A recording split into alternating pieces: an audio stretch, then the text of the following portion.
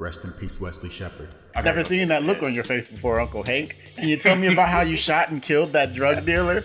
As quick as Jesse should have separated from Walter, Walter should have sat down and been like, wow, maybe I should call Elliot and take that job. Maybe I should reconsider. I think that Hank probably believes that if Tuco hadn't been shot before he got there, he would have died that day. Your pride is too big to take a job from your college best friend. That doubles your salary at least. But not too big to strip butt naked and then walk into the supermarket.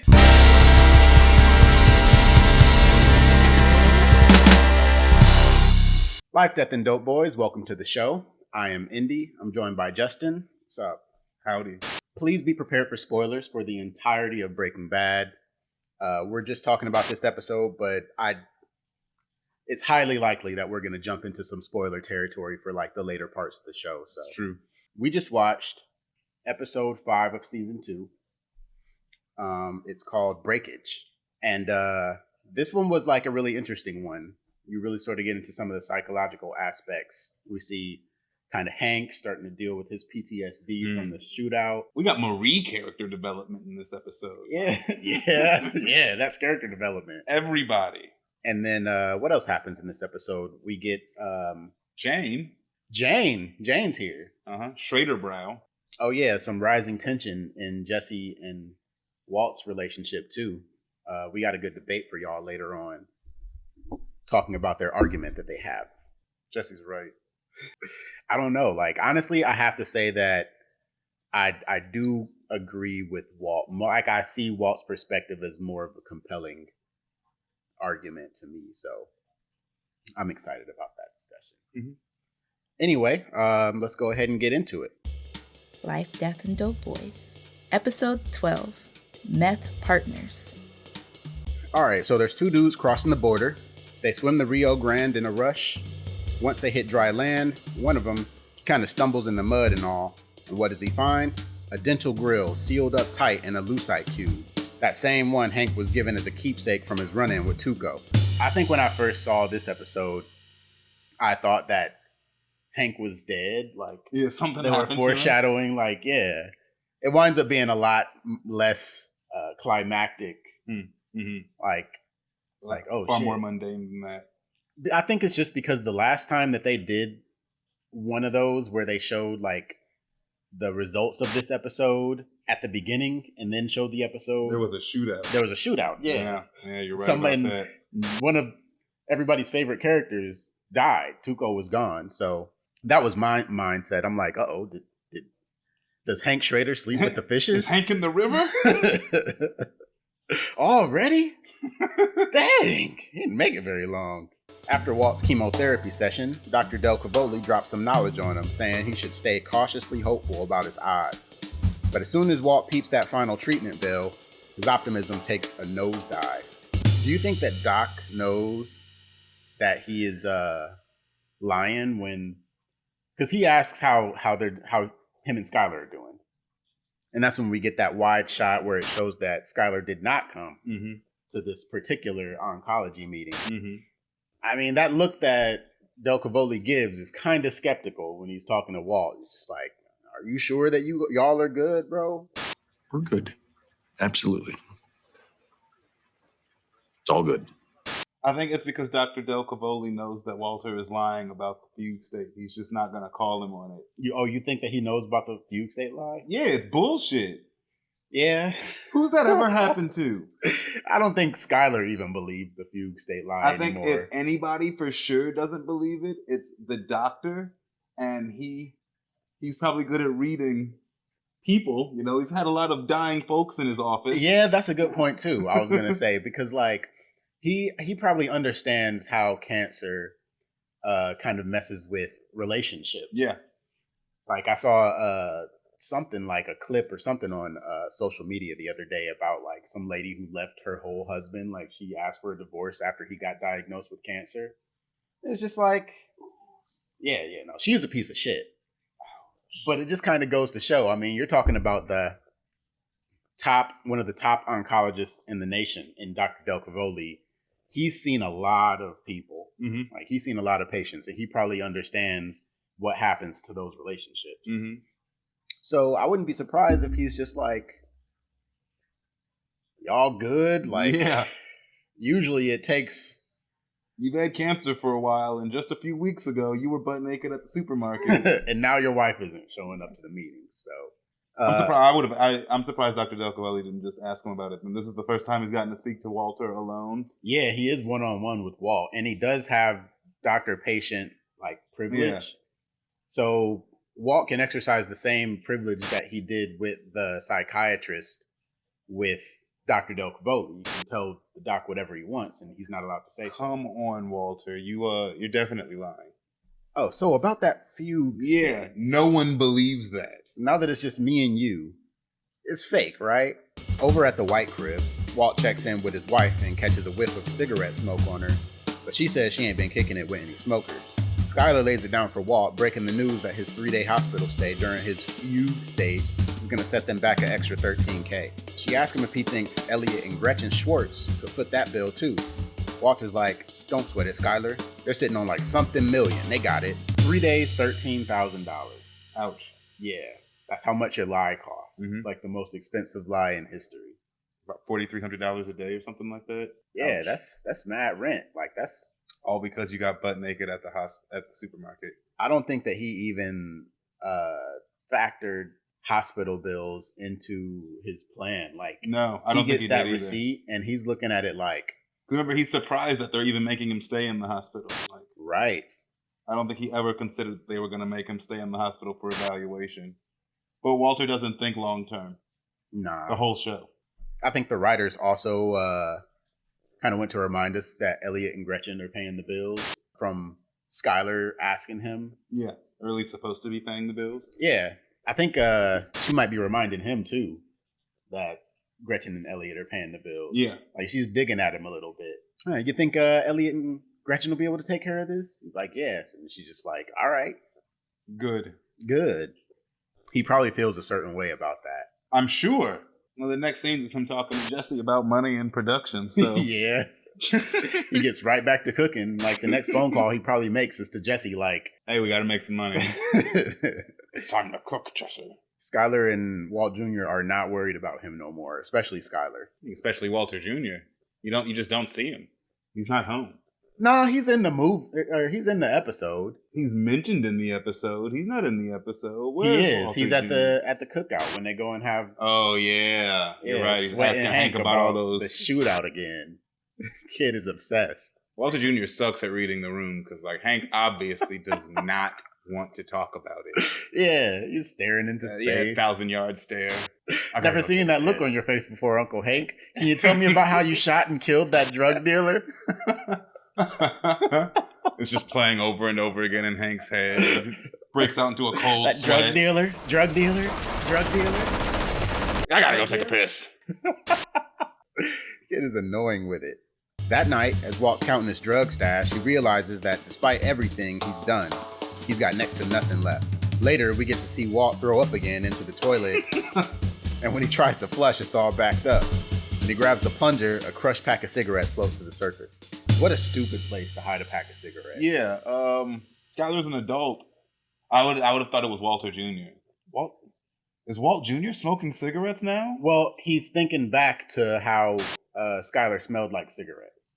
But why did Skylar flush them down the toilet? Who does that? I feel like that. Why did she flush them down her own toilet at home? Like, it's not like she didn't know that it was gonna fuck up the toilet. Like, she knew it was gonna mess up the toilet. I'm surprised that she didn't go back when she was of more sound mind and be like, all right, I gotta plunge the toilet because I would have been thinking about that pack of cigarettes. I'm surprised. Has no one else tried to use the bathroom since she flushed those down the toilet? Well, he probably. Who knows how long he's been in the bathroom and how many times he's flushed the toilet before the cigarettes. Because the way that like the toilet plunging works is like it goes down and then up and then back down again into the sewer line. So like, I don't know, maybe I'll put a diagram of. Yeah, you should. This is very informative. Yeah, so like it's very possible that after it was flushed, the cigarette pack has just been sitting in that first tank. And so that's why it was able to be plunged, because until things go back into the actual pipes. After they do that, they can't be plunged anymore. It's just gone. So who knows how many times that the toilet had to be flushed again in order for that pack of cigarettes to wash back up. But I think that was some in-depth toilet talk right there. hey, man, you want all your toilet news? You want to know about toilets, man? Life, Death, and Dopeboys. We got you. Maybe she wasn't hiding the cigarettes. Yeah, maybe what kind of childish, passive-aggressive nonsense? Right. She flushed them down the toilet because he'd find them later. So that Walt would find them, or, So she said that she feels bad for smoking the cigarette. She's like, if you're wondering, I feel awful, or something of that to that effect. Mm-hmm. So it could be that she was in the moment. She was feeling emotional.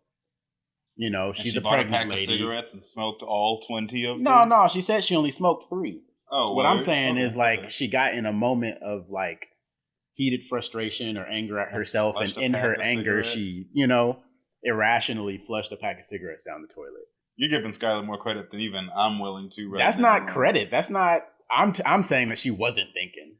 I guess maybe I am giving her more credit because it's really stupid. Yeah, that's dumb as to on purpose dispose of something that way. You could have put them in the trash anywhere. Take them, put them in a bag.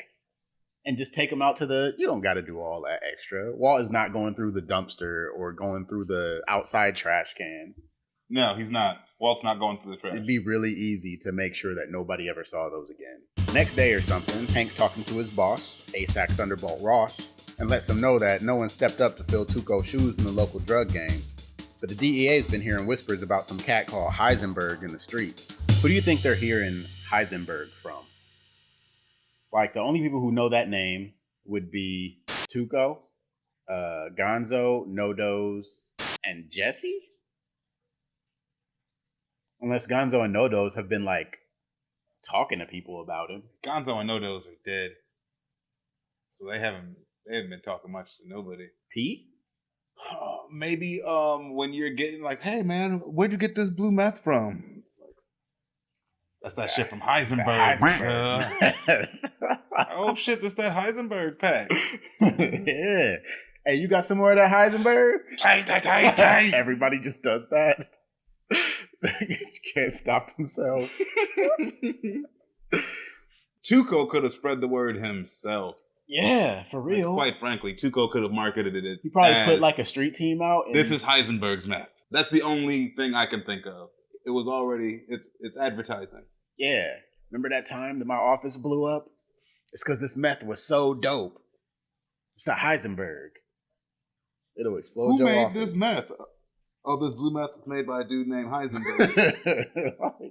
What if that was his real name? It would just be over. Yeah, thank goodness. It's a good thing Walter didn't use his real name because Hank would be like, yeah, I've been hearing about this name through the streets. Walter White. I'm still looking into it, though. It'd be like, Hank, it's Walter White. Come on. Still trying to figure it out. Thunderbolt would be like, yeah, we'll get our best people on it. Ross gives Hank his props as an investigator and offers him a promotion to the Tri-State Border Interdiction Task Force in El Paso, Texas. So yeah, Hank's got to split his time between there and Albuquerque. Riding solo in the elevator down to a celebratory lunch, Hank has a full-blown panic attack and can't catch his breath. Why do you think this gunfight traumatizes Hank? Because there's no way, he's probably been in gunfights before. Yeah, he probably isn't the first person he's killed. What do you think it is about this gunfight? I don't know. I couldn't even begin to imagine. Maybe it's the nature of the situation, you know what I'm saying? Could it have been his first one-on-one? Maybe it's the fact that he wasn't on duty, he wasn't expecting this. Yeah. The whole thing kind of caught him by surprise entirely. And thinking about it, it's kind of a trend for poor Hank Schrader and all of the crazy ass cop shit that happens to him. Yeah. It's surprise. Not just the gunfight. Surprise, motherfucker. Yeah. The turtle. The twins. And then, Uncle Jack. And then Uncle Jack, yeah. Oh, man. He didn't let me get to finish his sentence. It's all like him wandering into some shit that he didn't expect. And I think, it's possible because he's been around death. He was just taking selfies with Gonzo and Nodo's dead bodies. Mm-hmm.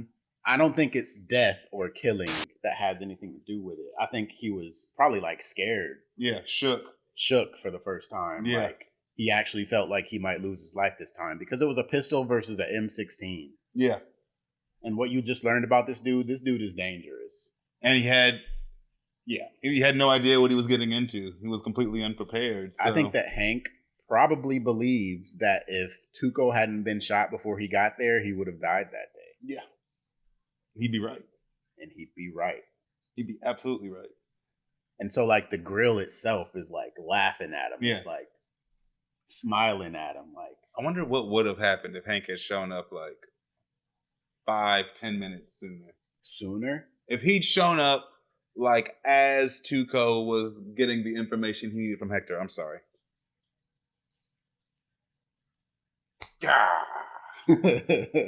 It's driving me nuts. Got tickling my neck. All right. Good aim. What if, let's say, Hank showed up as Tuco was doing the whole, these dudes trying to play me? Ding. Like, and then there was a knock on the door? Yeah. I think it would have. Oh, man. Hank would have died. Everybody would have died. I think it would have been like Better Call Saul, where he answers the door and puts a gun to dude's face and pulls him into the... And then Hank would have walked in the house like, Walter? Like, there you are. Everybody's been worried sick about you. All right, I'm going to take my friend and get out of here. What are you doing here with Tuco Salamanca? Oh, hey, Jesse Pinkman. I was looking for you, meth dealer. Come on, Walt. Let's go home. Let's get out of here. Huh? At the repair yard, Jesse pulls up and settles the bill with Clovis for the work on his ride and the damages to his fence and toilet. Then they strike a deal to stash the RV there, and Jesse scores an 86 Toyota Tercel. I'm surprised that Clovis didn't beat the shit out of him immediately. Yeah, it would have been like, oh, you back? Okay. Yeah, hold on. I'm going to get my gun. I'll be right back. He's a lot less desperate now. The last time Clovis saw him, he was like down bad. Yeah. He looked like a whole homeless dude. He was a homeless dude. Nah, yeah, I mean. He was a homeless dude. Yeah. He had an RV. That he just stole from Clovis. That's a home. Jesse's on the hunt for a spot to crash and stumbles upon a little duplex run by this delightful young lady named Jessica Jones. Welcome to the show, Jane. She shouldn't have been the one showing the apartment. She's the property manager. She would be the one showing. But when you meet her dad, it's like, it's surprising. It's like, it's just as surprising as Jesse's dad allowing him to be the person who is responsible for selling their aunt's house or his aunt's house. It makes no sense. Like, your child is notoriously irresponsible. But we also don't know. I don't know if we know how long Jane's been clean. Not long enough from the way her dad is acting. For real? I don't think so. I wonder. No, her dad is acting like she just got out of rehab or has been dodging going to rehab, doing that whole, I'll go next week, Dad, type of bullshit. Like, no.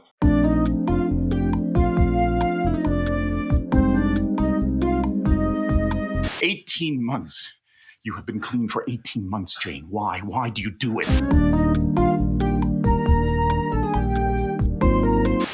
Jane seems to have a reputation with her father, just like Jesse does with his. Jane's all about the paperwork, asking Jesse for job proof and an old address. But she cuts him some slack when he tells about getting kicked out by his folks. She does hike up the rent a bit, though, and wants more cash up front, but Jesse ain't sweating that. He got money. And he gives her a bogus name. Jesse Jackson. Jesse Jackson. Jesse doesn't know who Jesse Jackson is. Clearly. He must not. Even the way he says it. Jesse Jackson.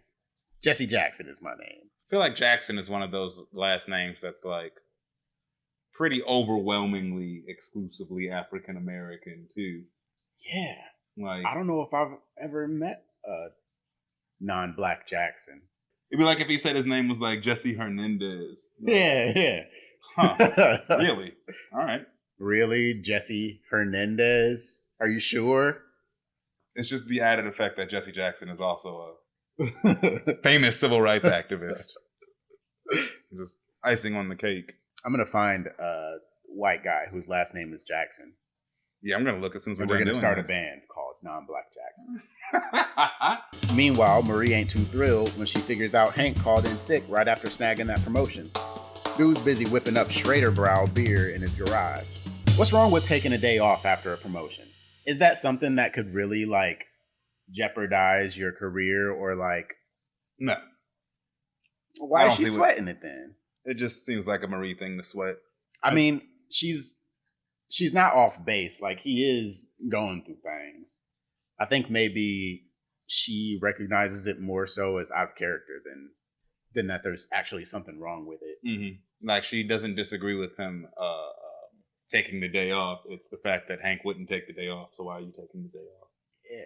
Especially after promotion. He's probably been gunning for something like that. This is weird. What are you doing? Why are you in your fucking garage alone making beer? Yeah. In the dark. In the dark. Mr. Schrader, you acting weird. Like Mad World playing in the background. Why doesn't Hank get a psyche valve? Because he ain't no pussy. That's like the only thing I can think. Even his like superior fucking General Ross, everybody was like, he's fine. Look at it. Look at it. He's kicking. Cracking jokes. Making fun of Hispanic people. He's fine. He's just being his regular racist ass self. Yeah. Just goofy racist Hank. Yeah, he just went and killed a Mexican. No witnesses. Oh, no one to corroborate his story. No. We're just going to go with this. He did that whole pep rally in the DEA office. And then later that day, went to go kill the Mexican. Not suspicious. I want you guys to have a big raging hard on for this guy, and then goes out and kills him. Come on. Y'all got to look into that. Y'all got to make sure Hank is all right. My guy doesn't get any attention. Out in the desert, Walt and Jesse are whipping up that blue meth, but they're also locked in a heated debate about their partnership. Walt's all about going back to selling small quantities, avoiding the drama of dealing with another cat like Tuco. Jesse ain't having it though. He's like, bro, the DEA's breathing down my neck. Jesse lays it out, talking about bills piling up, and that hits a nerve with Walt because his medical bills are already draining his pockets. Here we got Walt yelling at Jesse again. It's hard to, imagine that I ever really liked this dude. Who, Walter? Walter. He's a piece of shit. He's always yelling at Jesse. He can't even say just like regular stuff to him. Yeah. He can't have like a regular conversation with your business partner about how to proceed with your operation. Mm-hmm. And Jesse's well within his right in his argument. Yeah. But he's like... insulting for no reason. For no reason. I just have a regular conversation It's with Jesse. like he forgets that Jesse can beat him up. I think that Walt still sees Jesse as... stupid high school the kid that he was in high school. And never, ever considers him as any higher than that. Maybe until the very end of the series. I agree with all of that. So, like, maybe it's not like a thing where Walt is like, I need to learn from this because Jesse will beat me up if he has to.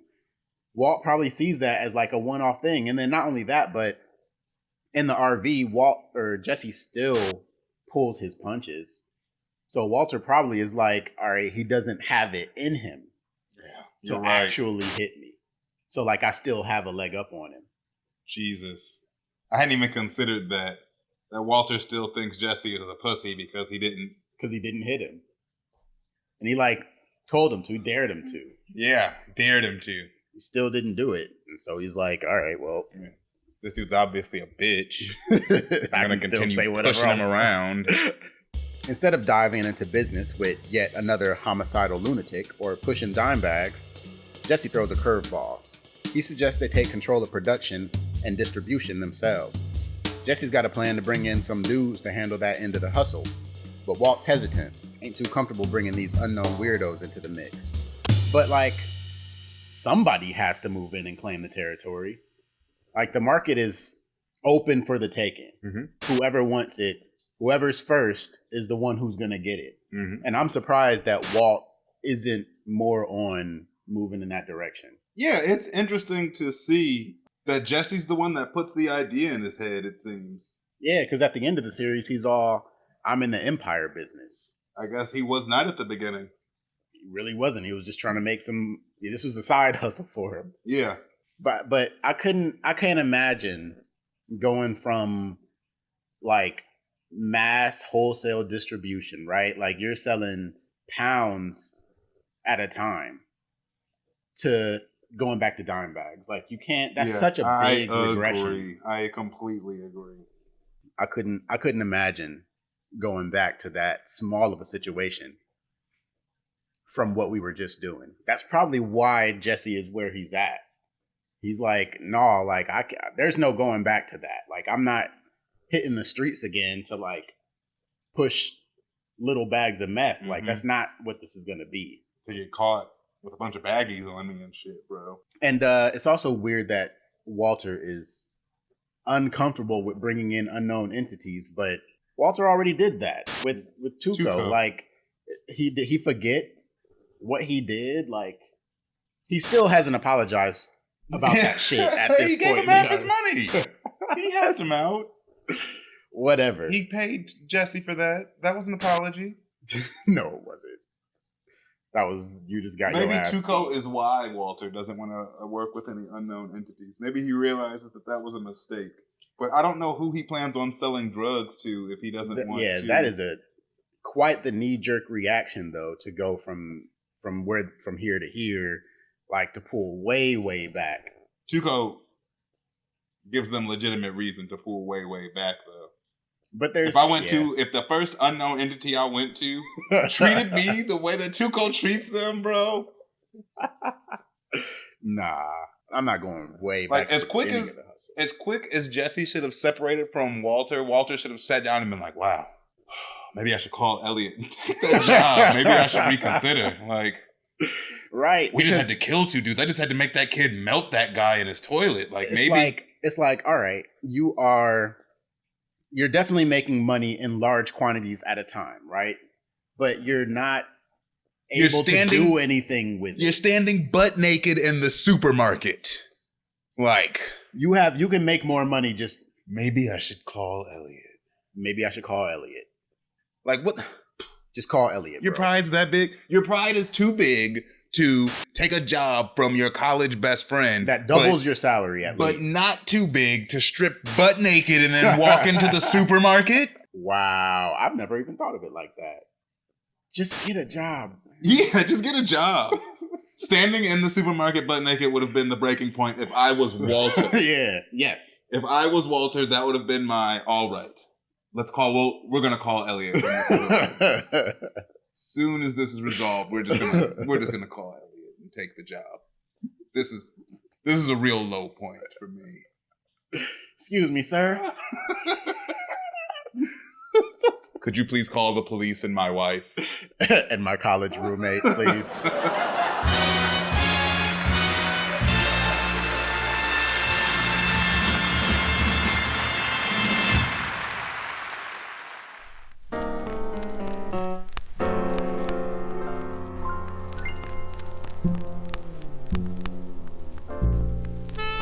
You are now watching Life, Death, and Dopeboys. I gotta say, this place is awesome. Really? Does it inspire awe?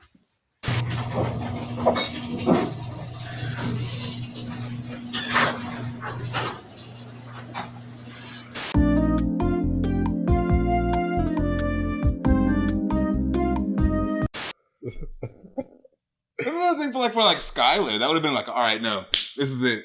Yeah. But no, honestly, at this point, mentally, would you even trust him to take the job? Like, Fugue State kind of blows working for Gray Matter right about the water. Yeah, it kind of does. I mean, unless he can somehow prove that it's not going to happen again. I mean, you can't really discriminate based on a person's medical history unless it affects their job performance. And yeah, Fugue State could affect your job performance, but if it is a real the psychiatrist cleared him. You know what I'm saying? He was discharged from the hospital. You're right. Yeah. And Dr. Del Cavoli will be like, give this man a job. Yeah, just give him a job. Do you think it'll happen again? No. No, it won't. Skylar should have pushed for it. Somebody. People should have been more forceful. It's weird to say that after season 1 and you see how pushy his family is. And you're like, they should have been more pushy. They give him some space and look what the fuck happens. Yeah, he's completely blown up his family at this point. Yeah. It's like, bro, just take the job, man. Go back to a regular life. Stay bald. I feel like when he decided to take chemo, he should have decided to call Elliot and take the gray matter job. Like, those should have been hand in hand. Well, that was when he decided to do the chemo is when he pulled up on Jesse's house and got that phone call from Gretchen. Like, that's when he was like, nah, I'm going to do it with Meth. And he's not doing too hot. It's like he's had so many huge paydays, bro. And it's only been paying for his cancer. He may as well be getting insurance. Yeah. It's really not worth it at this point. It's really not worth it for Walt to be selling meth until he's working for Gus. Yeah. Like, it never becomes worth it until it's never worth it. The risk is not worth the money he's making. He's having diminishing returns, if anything. Like, the money that he's making is going straight to cancer treatment or for damage control. Only money he's really getting is probably his paychecks from the school. Yeah. He should have just worked for gray matter. Like, straight up. And he's probably on disability, right? I don't know if he's getting still regular paychecks. No, because he's probably on disability. He'd be, either way, he'd have way more disposable income right now if he worked for gray matter, if he would have taken that job that Elliot offered him. When Walt starts tripping about not having any say in the decision, Jesse sets him straight. He reminds Walt how he messed things up by bringing Tuco into the picture. It finally clicks for Walt, and he takes the blame for that Tuco mess and swears it won't happen again. Jesse tells him it's either business his way or he's out the door. Jesse says at the end of this fight, after he says, it's either my way or I'm out the door, he says, You need me more than I need you, Walt. First of all, it's his first time calling him Walt. But also, do you think that's true? Yep. Yeah? The quality, Jesse can't make blue meth. Yet. Jesse cannot make blue meth. But he's got the methylamine. He's got all of the supplies, and he at least knows how to cook meth, and he's been watching Walt this time. He could make a good enough product. He could make a good enough product. He's got everything he needs. He doesn't need... And he has an open market. He doesn't need Walter. There's no competitors. He doesn't need Walter. There's no competitors right now. The streets don't need blue meth. The meth that Jesse can make with the methylamine would still be strong enough. Do you think that Jesse can get away with it? Nope, I do not. But he's still needed more than he needs Walt. Yeah. Walt can't sell meth without Jesse. Yeah, Walt is the liability right now. Yes. Walt is a liability and has been the whole time. At the new spot, Jesse's got the snack game on point with some pretzels and soda. And that's a joke because, Jesse, we know you got money, bro. Can you order a pizza? How old are his friends? Some beer? Yeah. Like, are his friends not drinkers? He doesn't want them to, he said... No bomb, no beer, no weed, all right? You smoke it up on your own time. We're talking business. Here. No beer, like no alcohol, no drugs. Everybody like, stay clear-headed for this meeting. This is important. Yeah, it's important. He wants everybody to be sober, which is, I respect that. Yeah, I do too. But pretzels and RC Cola or whatever the hell you got, come on, man. You got to do better than that. We know you got money. You can go to Papa John's, grab yourself. Because I'm sure, after they get through having that conversation is over. Like, we see that whole conversation. Yeah. So they have to start kicking it after that. There's no way. Yeah. They just start drinking soda. Yeah, they're like, all right, business meeting's over. No television or anything. They're going to start doing drugs now, right? I can't think of anything else they do. But he don't got nothing. He got pretzels and soda. They're like, all right, well, should we... Badger brought some weed. Badger brought something. Unless they all just expected Jesse to have all the drugs. I truly prescribed to the fact that just the way that everything goes, like Skinny Pete walks in and Combo walk in, and then Jesse goes to close the door and Badger comes in. So I don't think he knew Badger was coming. He didn't invite Badger. He told Combo and Skinny Pete, and then Skinny Pete brought Badger, who Badger thought it was time to kick it. Badger brought weed, at least. Bro, the last time he brought Badger along on anything was when he brought him to help clean up his basement. And man, I wouldn't have invited Badger either. I would have been like, all right, Badger is like, he won't take it seriously enough. Yeah. Like, need to know. We're not going to tell Badger. Yeah. But then he walks in and is like, oh, shit. Hey, Badger, come on in. Badger's here too. $2,500 an ounce? That's kind of like hopeful, bro. Yeah, Jesse, streets maybe 17, 18. But he's not the one who gets, screwed over.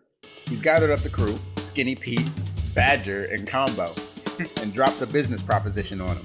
He's going to front them an ounce of meth at a time, and they can flip it for $2,500 with $2,000 going right back to Jesse. If you look at it, this is a big business venture for Jesse Pinkman. Like, he's got some serious confidence, It's probably the biggest thing he's tried to do his whole fucking life. Yeah. Straight up. Like you gotta sit and appreciate, and it's like, yeah, you're kind of like just watching what feels like the natural progression of things.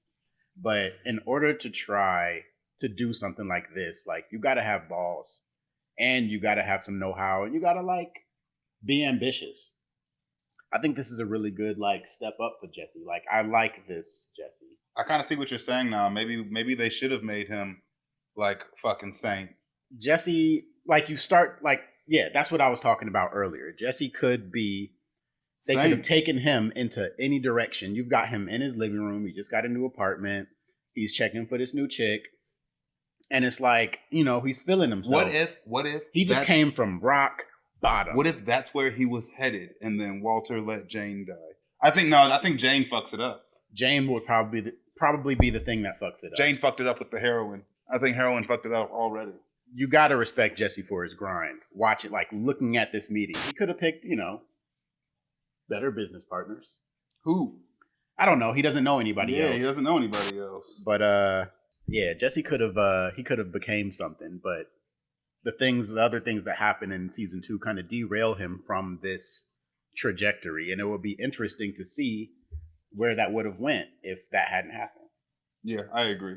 Walt and Skylar are grubbing at Hank and Marie's spot. Skylar's keeping it real with her sis, demanding that long overdue apology for snatching that baby tiara and almost landing Skylar in cuffs. Marie ain't feeling it at first, but when Skylar lays it down, saying she needs her sister back, Marie's tears start flowing and she gives that apology. Skylar is tired of being lied to. I don't blame her. Marie tries to gaslight her. Yeah, at first. Why are you punishing me? What? What? That's how she starts it. She starts with still trying to gaslight her, and it's like, Marie, nobody is really falling for that. And this is probably like the first conversation that they've really had since Skylar's been mad at her. Is kleptomania a real thing? What do you mean? Is it an actual mental disorder? Like, is it an actual mental disorder? Yeah, I believe so. Unless it's been like disproven recently. What's wrong with Marie? Because is something wrong with her? Or is she just that? I think kleptomania is not a diagnosis for her. I think it's a symptom of something else. I think there are other things going on with Marie mentally that make her a kleptomaniac. Like, one of the things that she does. She doesn't even acknowledge. Skylar right now has to force her to even say the words, "I stole the tiara." Like, Hank, everybody talks to her about it, and she refuses to everything. That it's like she doesn't. It's beyond she doesn't think she does anything wrong. It's like she doesn't even acknowledge that it ever happened. Yeah. It's like in her mind, it never happened. I don't. Like, is that her just being shitty? Or is she fucking crazy? It can't be her just being shitty. She's probably just crazy. In fact, I think that if Marie was a villain in this story, she would be a problem. Yeah, especially with the fucking sleuths around her. It's not like anybody would ever know she was doing anything or try to stop her. You think Hank is already not really trying to take Walter in and see him as a suspect? He would definitely have a blind eye towards it. Walt's kicking it and listening to Hank tell his story, since Junior is still thirsty as hell about this run-in with Tuco. Junior is still obsessed with this damn shootout. It's cool. It's to Junior. He's 16. His uncle just killed a drug lord. He's probably been bragging about that since it happened. Your uncle went out looking for your dad and instead found a drug lord who opened fire with an M16, and then he killed him. That's dope. That's pretty dope. And then if you look at the other side of the coin, because you basically got two things that happened at the same time. right? If you're looking from Walter Jr.'s perspective, and this is more character development that they could have given to the kid that they completely refused to. Mm-hmm. But on this hand, you got your uncle who just was in a shootout with a drug lord who had a automatic rifle on him and won. And on this hand, you got your dad who was found naked in a supermarket. Yeah. And it's like those were the same couple of days, right? And it's like, which one do you want to talk about? Because motherfuckers are going to be asking about your dad, and you're going to go, yeah, my Uncle Hank went looking for him, and check this shit out. Like, yeah. From that point on, that's a division between father and son. Because, bro, it is. Like, you're going to look at your dad completely differently after that. Yes. Yeah. And the man has no explanation?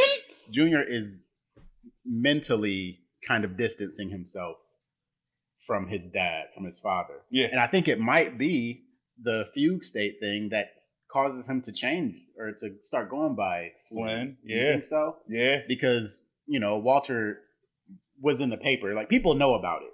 Yeah. Right? Because when he when he goes back to teaching, the whole school, like the kids are making fun of him for being naked in the supermarket. Mm-hmm. It was at least on the evening news. Yeah. High school, a local high school teacher was butt naked in a fugue state at the supermarket. Like, come on. That sounds like some evening news type of stuff. That's right there. evening. Everybody at the school knows. Oh, yeah. So it wouldn't surprise me if Walt was like, all right, I can't be Walter anymore. I can't be Walter White. Ironically, yet another reason why he should have just quit the job at the high school and went to work for Grey Matter. Because how can you fucking keep showing your face here? Ain't no way. You're a legend now. It's going to take you at least 4 years for everyone to forget. At least the students. And some of the students you're a legend? That's just a high school some legend of the students now? got siblings. Like, bro, you are never going to live that down. Yeah, Walter White. Yeah, he was naked in a supermarket that one time. Yeah, he's never going to live that down. At least get a job at a different school. Meanwhile, the trio, Badger, Combo, and Skinny Pete, they out there pushing Jesse's meth all around town. Another drug dealing montage. Mm-hmm. The music's not as good. It's still fun. Still fun. I like, it's like the energy that they put behind drug dealing montages. But like, oh my God, the people. I like that they all show sorts of people. A whole range of like different I think it's very types of realistic. Like truckers would do meth. I could see truckers doing meth. I could see truckers prostitutes, doing meth. I could see prostitutes doing meth. Party a bunch of girls partying at the club. Yeah. Oh yeah, they're gonna need some amphetamines. And then from junkies to like the businessman that Badger meets in the bathroom. Mm-hmm. It's like it's showing you a whole all range sorts of people do this drug. I think meth and crack are the biggest ones where when we think of a meth addict or think about a crackhead, junkies. We think of the motherfuckers that robbed Skinny Pete are the people that you think of when you think meth addict, and it's like nah. It's a wide range, way deeper than that. But speaking of junkies, oh no, everything's mostly smooth sailing until Skinny Pete. Everything's mostly smooth sailing. That's hard to say. Everything's everything's mostly smooth. You should have tried to read it after you wrote it. You wrote a fucking tongue twister. Everything's mostly smooth sailing. Goodness. Everything's mostly smooth sailing until Skinny Pete runs into a couple junkies who finesse him for an ounce of meth. Got to be careful with them junkies. Everything's mostly smooth sailing. Mostly smooth sailing. We talked about it earlier. I agree. This would have worked on me if I was out selling drugs. If I had sold drugs to somebody and they turned the corner and then came back and ran and went, cops! Yep, I'm out. I'm taking off. Probably faster than her. Like, yeah, I'm passing her. She's like, wait, this way. I'm like, ripping that bitch. Like, out of here. Man, like, I'm Usain Bolt. I'm surprised that he hasn't armed himself. By the time... I'm surprised his whole team isn't strapped. Combo is. How do you know? Because when you see Combo selling drugs, he's strapped. Yeah. Combo he seems like the most like hood of them. Yeah. Yeah, I think so too. So it would make sense. Combo is the most legit. Everybody else is out there just like, yeah, bro, yo. Yeah. This is sweet, Combo knows what it is. And Combo's just like, all right, they're hashing out that meth drama, and Jesse's dropping some wisdom on Walt. He's saying they got to accept a little breakage as the cost of this kind of business. But Walt ain't having it. He hits back saying Tuco had breakage too. But his was the broken bones of his enemies, because Walt's dramatic. He's right. The tension in their partnership is growing. They can't even have a conversation in this episode Without it becoming an argument. Yeah, without it becoming like a heated argument. And they're valid. I don't understand why they have so little respect for each other. Or rather, why Walter has so little respect for Jesse, because it just seems like Jesse is fed up with the lack of respect that he's receiving for the amount of work he's doing. From all sources. Like, he's like, first of all, he's been getting punked by Tuco for as long as he's known him, up until the point that he dies. Mm-hmm. And now he's got to deal with all this shit from Walt. It's like, no, like, this isn't, there's got to be a time when enough is enough. Walt has yet to put himself in danger. Not really, yeah. Walt keeps telling Jesse to put himself in danger. You go meet with Tuco and set this up. You get out on the streets and sell dime bags. You handle this. Walter keeps making Jesse eat shit. At the end of this episode. Yeah. He gives him the gun and he's like, I want you to handle it. Like, bro, you handle it. What the fuck? I keep handling shit. Walter is like... I guess Walter thinks he handled the Tuco situation, though. Walter thinks that he handled... Is that what you said? Yeah. No. Walter knows that he didn't do it. No, I mean, like, all right, so I got the last thing Walt handled was what? The Office? Yes. So now it's Jesse's turn? But Jesse handled the Tuco situation. Yeah, Jesse shot Tuco. Jesse shot Tuco. And would have killed Tuco if Walt hadn't stopped him. And then, like, when Walt counts his money and it's not enough money, he's 1,000 short. It's like, Walter, like, just ask Jesse what happened. You don't got to be all like... He's not trying to rob you, bro. Like, yeah, you don't have to be an asshole. Just ask him, hey, like, I'm $1,000 short. What happened? Yeah, what's this about? What? I counted 15,000. I gave you 16 ounces. That's 1,000 per ounce. Dude, just ask what happened. What are you doing all this extra shit for? Jesse should have seen that shit coming, though, and just gave him an extra $1,000. Yeah, just pay Walt out of the breakage. Yeah. You're the one talking about, Walt never had to know that. Like, I'll just take 15,000 so that this dude can take 16,000, so I don't have to hear him bitch. Well, you'd probably take 14,000. So whatever. Me and fucking Skinny Pete will figure this out. Yeah. We'll deal with it. I'm strapping my team. Everybody's got guns now. Like, that's really all you have to do is start taking more preventative measures, I guess, but I don't know. I would agree with going to get my meth back. Yeah. Yeah. There's like Walter's wrong in that conversation, but his point is right. Well, the way that he talks to Jesse and the way that he's coming at Jesse in that conversation, as far as like what Jesse is doing is like unsustainable. Like you think that Jesse has to go and kill these people in order to... No, he did not have to go kill them. He didn't mean to go kill them. No. He has to go get his shit back, though. You don't think Jesse could have come to that conclusion on his own? I don't think Jesse would have. I think Jesse came to the conclusion. Needed to be bullied into... No, I don't think he... Figuring out that... That's what I'm saying. He didn't need to be bullied. That whole conversation from Walt's side was unnecessary. Now, back at the White Crib, Skylar's in the kitchen heating up a sandwich. Walt, a health guru all of a sudden, calls her out on how much sodium is in that snack. She claps back talking about her cravings. Walt ain't done though. He storms out and comes back holding that crumpled cigarette pack from the toilet. Speaking of cravings. Talking about... You said cravings, bitch? Got you now. Oh, yeah? Oh, yeah? Man, see, Walt should have had that pack of cigarettes in his pocket already. Cravings. I feel like when... Because you know how in an argument you got to storm away and come back real quick, and now you got the sauce. I feel...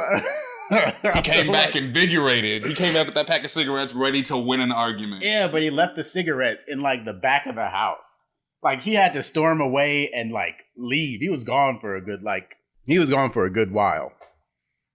And then he came back with it. I would have had him at least nearby so that if I needed to use them things, because I feel like Walt knew when he sat down in that chair to talk to Skylar that they were going to have an argument.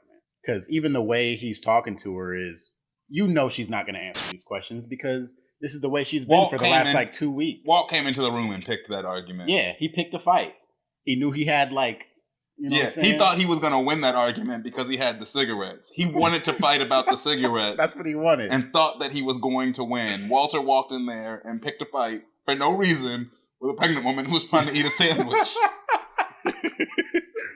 And she gets shit on as the terrible person. Skylar cops to smoking 3.5 cigs before ditching the pack. And she ain't afraid to admit she's feeling all kinds of guilty. Walt says she's not acting like herself, but Skylar got that heat talking about, man, you might have seen me in the streets, but you don't know me. How do you lose this argument, bro? You're an embarrassment to every husband everywhere. Fugue State is how he lost the argument. Fugue State is how he lost. She had that in her back pocket. Perhaps I don't, Walt. Perhaps I smoked them in a fugue state. Because you can't say something about people hiding things from you and still be talking about how you don't have a second cell phone. Like, he's too much of a hypocrite. And like, he has to realize in the moment that the things he's saying are hypocritical. Like, maybe not. Maybe he doesn't. Is he just... Because I think it's because he still, like... Because Skylar doesn't know the truth. Like, I feel like Walter... Maybe he doesn't... He still thinks that she believes the lie. He thinks she believes the Fugue State lie. Like, he thinks that... He has to know that nobody believes the Fugue State lie. I feel like because he thinks that she's still ignorant, he's playing along with his act. Like, this is just Walt's act. He's like, I gotta stay consistent, sort of. But he still wants to be mad about her hiding stuff without... Admitting to hiding stuff? Walter sucks, man. Later that night, Hank and Marie are woke up by some loud bangs that sound like gunshots in the house. Hank's got that thing on him, and he's on a mission, tracking the noise down to the garage. Marie, though, opens another door, and Hank whips the piece around, pointing it straight at her. Turns out nobody's in the garage, though. It's just his Schrader-brow bottles busting from too much pressure. Marie almost got herself shot. Like, I'm surprised that he didn't shoot her. Trigger discipline, man. He's a good cop. Probably. I mean, maybe that's just it. That's gotta be it. But like, for me, it's like the trigger discipline, does that override like an anxiety attack? Because for Hank it does, apparently. I do think that if those bottles would have started busting and then she opened the door, she would have been toast. Yeah. Why did she get out of bed? Right. I feel like your spouse jumps out of bed in the middle of the night, abruptly grabs a flashlight and a gun and dips out of the room. Stay in bed! Yeah, I feel like the safest place for her would have been in her bedroom. Right there where she was at. Oh, I better wait until Hank comes back to see what's going on. Yeah. And then to not follow him like directly, why would you? Yeah, go around the other way. Why'd you flank him? It's like she was trying to get shot. I'm going to stress him out even more. Yeah, talk about PTSD. I accidentally shot my wife because of my beers. I bet he'd get that psych evaluation then. Yeah, they'd probably make him. They would force him. Hopefully Marie pulls through. But I think Marie just can't logically... There's something wrong with that lady. Like, she doesn't do wrong. She doesn't feel like she's in the wrong. Ever. She probably feels like upset that he almost shot her. Yeah. Like the fact that he even pointed the gun that direction. Like, what are you doing? Yeah, why are you pointing that at me? I feel like because real talk, when they wake him up, they sound like gunshots.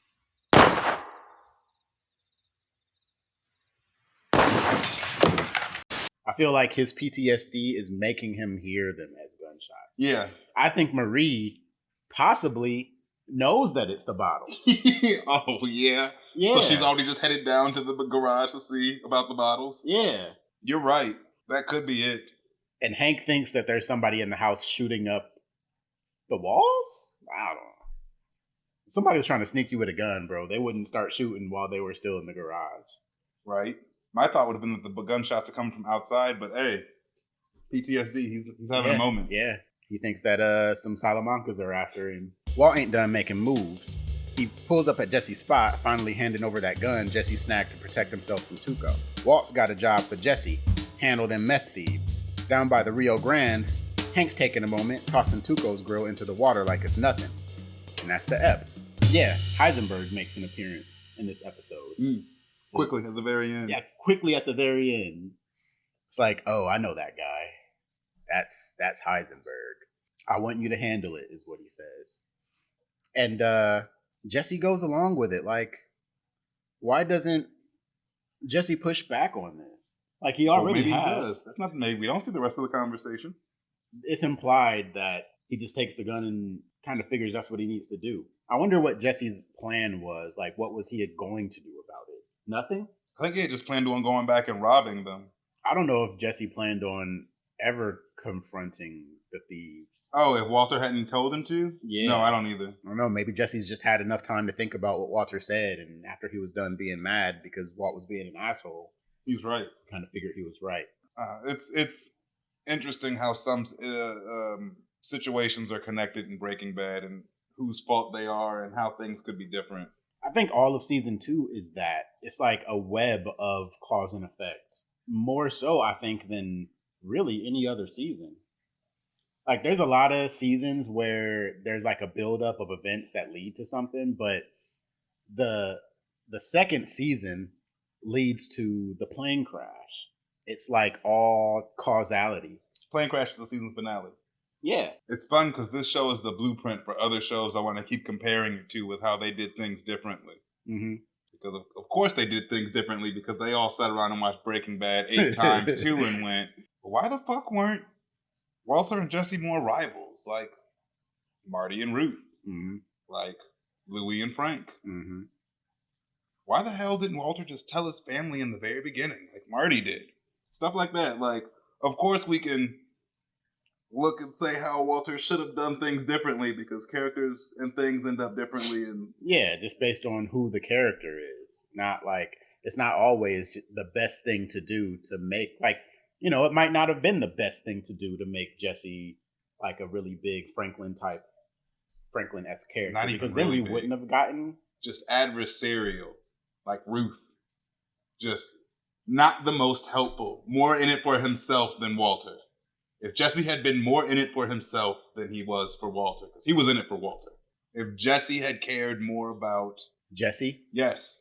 Yeah, it would have gone completely differently. Thanks for checking this out. Thank you for everybody for coming through and watching this episode. We'll have the next one in about a week. Stay around, check out some of our other content. If you like us, please subscribe, like our videos, share them to your friends. We appreciate each and every one of you. Rest in peace, Wes.